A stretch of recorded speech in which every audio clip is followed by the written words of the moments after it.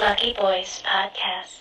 We all seen crazy people send us some wild shit, and like they're very aggressive about how much they either like us or hate us, you know? And we've all dealt with those kind of people.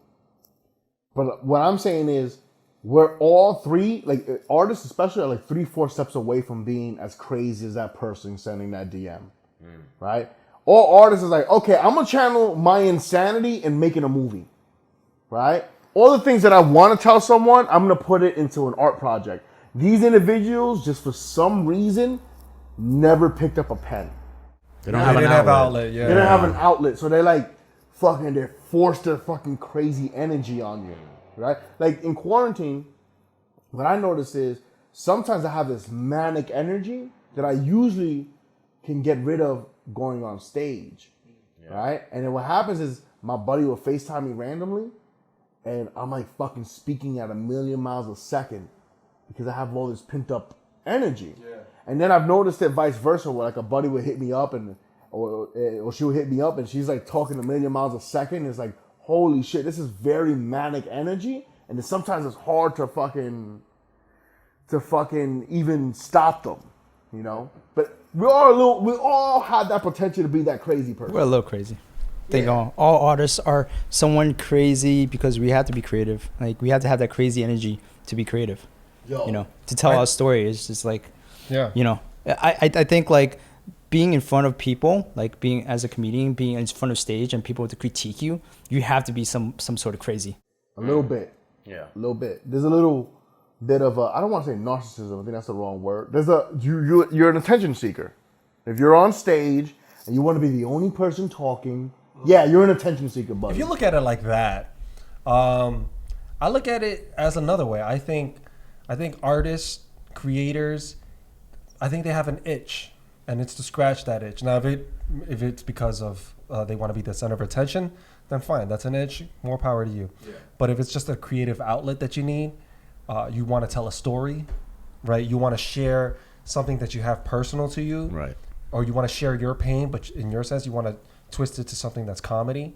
Then it's I think it's something that the world needs, and I think that's dope. Yeah. I think when it comes from a place like that that's so honest, and you got a genius that's able to spin that craziness into something else, right? Translate it to the world and go, oh shit, and help them understand through a different set of lens that they may not have through your lens. Then that's where the genius is in the creator.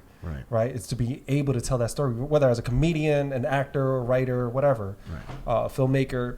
If you're able to do that in a really strong way where people are impacted and go, damn, man, I felt that. I think, you know, the first step if you want to be an artist is you got to have balls. You got to have guts. Because there's tons of people who are like, I can sing. I sing in the shower. And they might even have a beautiful voice. Or they go, I can draw. I'm actually a really good, artist. But they won't pursue that because, it takes a certain level of insanity to go, you know what? I'm so fucking good and it's worth everybody's time to pay attention to what I can do.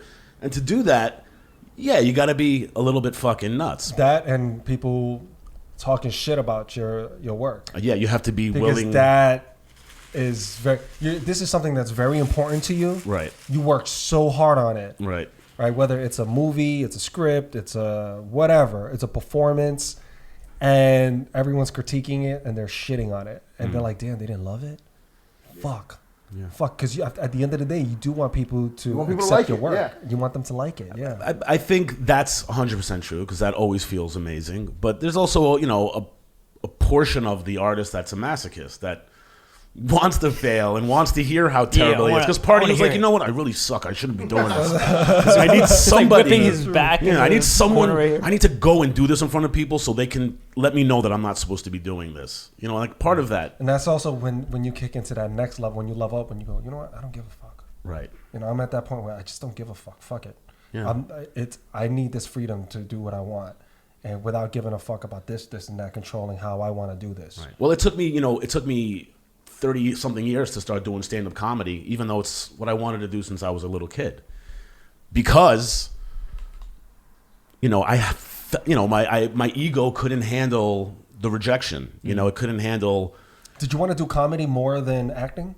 That's all I ever wanted to do. Comedy. comedy. It's what I wanted to. I mean, I wanted to, be an actor. I wanted to be a comedic actor. So, I did everything but for many years. I did improv comedy and I did sketches and off-Broadway stuff. But, what I really wanted to do was get on stage and tell jokes. But it wasn't until, I had a year, I think a year right after I met you guys, that my whole fucking life fell apart. I split with my ex. Right.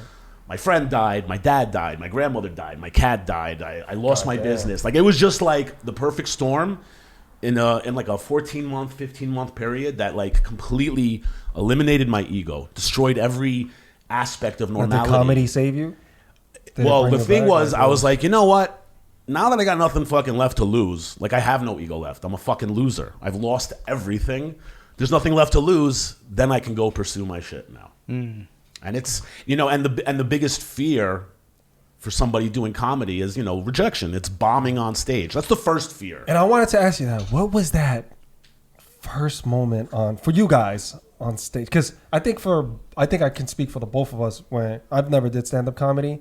But if we were to stand up on stage, holy shit. Like, you want to talk butterflies in the stomach? Yeah. I think, and I don't get nervous in front of a crowd, but if I knew that I had to make everyone laugh and like me, that might make me very nervous. I don't know. I've never been in that. But what was your first moment like? Well, I can tell you that, like, when I first started doing stand-up, I just entered my third year doing stand-up, like a month or two ago. And when I very first started, I had, like, beginner's luck. Like, I did a show. I was pretty much better than everybody else. I'm a naturally funny guy, but it's a learning curve to be good. But I still had that fear. And I went out, hit a couple mics, and I think it was like my second or third open mic that I went to, and I got on stage. It was at a Laughing Buddha in the city, which is a hard fucking room because it was filled at the time with like comics who took themselves too seriously. Okay, and that's a good way to describe it, right? And I'm up there, and I did a joke that had killed the last 4 or 5 times I did. Nothing. Just bombing. And honestly, in that room, I probably would bomb now because it's just not a room you're going to get a good reaction most of the time. And I remember I was like, in slow motion, I'm like, this was the fear that I was fearing. And I was like, this ain't shit. Really? Yeah. It's not that bad. I was like, these people are idiots. They don't know what funny is. I was like,